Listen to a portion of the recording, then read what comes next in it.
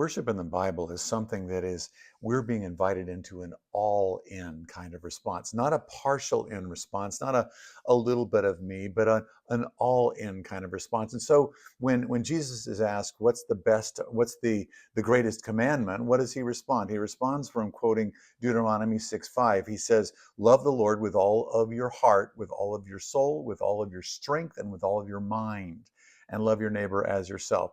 What's he saying? He's saying it's all that you are. It's an all that you are kind of response. And I think that that's a cultivated type of a dynamic, because we sort of parts out ourselves in all kinds of different things. Well, I'll give a little bit of this and that, and we'll, almost like a deck of cards, you'll deal that out, and I'll give a little bit of myself in this, and I'll give a little bit of myself in that.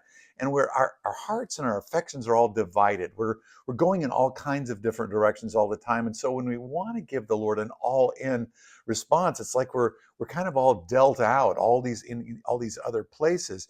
And the Lord is calling us to give him an all-in, with all I am kind of response to him. And there's a reason for that. The reason why he's calling us to do this isn't because he's a giant egomaniac God.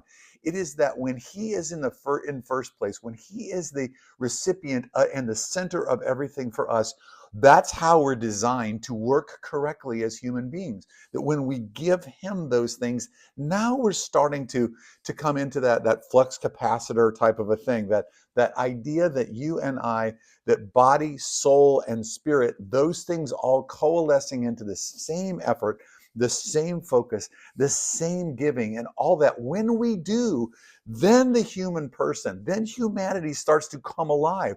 Then we start to be walking into our true selves. Then we start to become who God has really made us to be. We find ourselves by losing ourselves in worship.